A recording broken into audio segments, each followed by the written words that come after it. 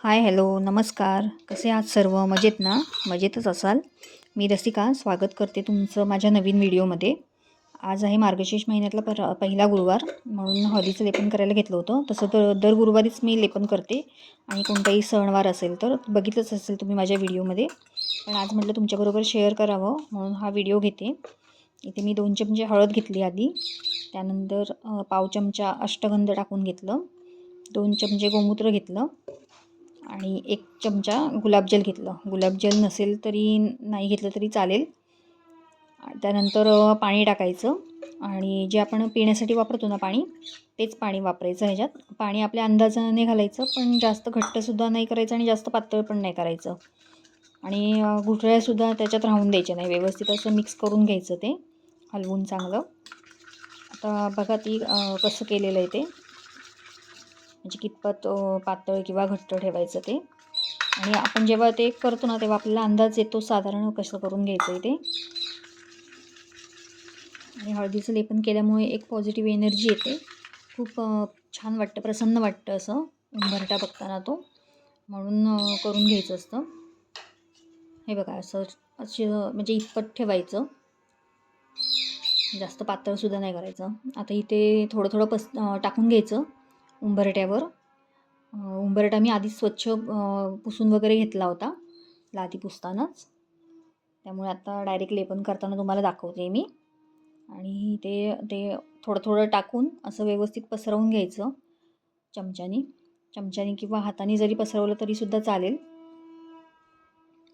साईडलासुद्धा उंबरठ्याला व्यवस्थित लावून घ्यायचं. काय जण खूपच ते पातळ करतात आणि फक्त उंबरठ्यावर पसरवतात, पण ते बघताना व्यवस्थित वाटत नाही. हे असं केलं की छान दिसतं दिसायलाही, आणि जे छान दिसतं ते आपल्याला करायला कधीही आवडतं, आहे की नाही. आणि हे जे खाली जे पडेल ना ते व्यवस्थित पुसून घ्यायचं. नंतर मी फडक्याने ते पुसून घेतलं आहे. मार्गशीर्ष महिन्यातला गुरुवार असला तरी मी पूजा वगैरे काही मांडत नाही.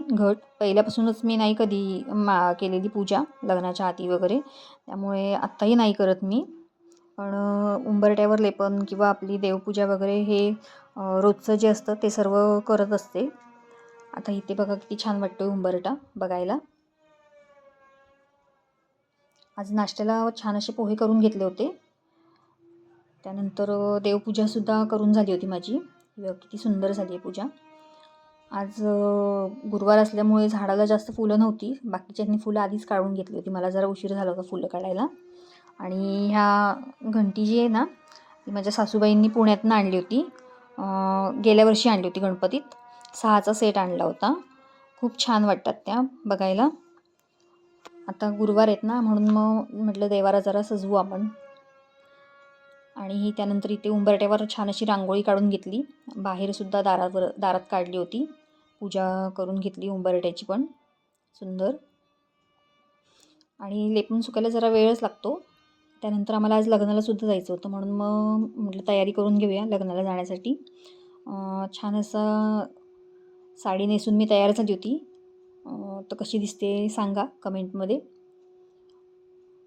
साधी सिंपलच हे केलं होतं आणि लग्नाला गेलो, पण नवरा नवरी काही दिसले नाही, पण एवढंच शूट घेतलं. सगळे झाकून गेले होते नवरा नवरी. आणि मी व्हिडिओ डायरेक्ट संध्याकाळी चालू केला. संध्याकाळचे 6:30 वाजले होते जवळपास. म्हटलं आता स्वयंपाक करून घ्यावा, म्हणून स्वयंपाकाची तयारी केली. इथे कोथिंबीर जी आणली होती ना त्याची वडी बनवून घेतली. सकाळीच उकडून ठेवली होती वडी ती मी. त्यानंतर वाटाणा बटाट्याची आमटी, चपातीचं पीठ मळून ठेवलं होतं. त्यानंतर मला हळदी कुंकवाला पण जायचं होतं आमच्या इथे.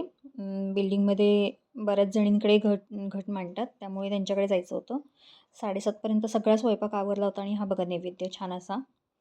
आणि मी छान अशी तयार झाली होती. तर भेटू आपण आता पुन्हा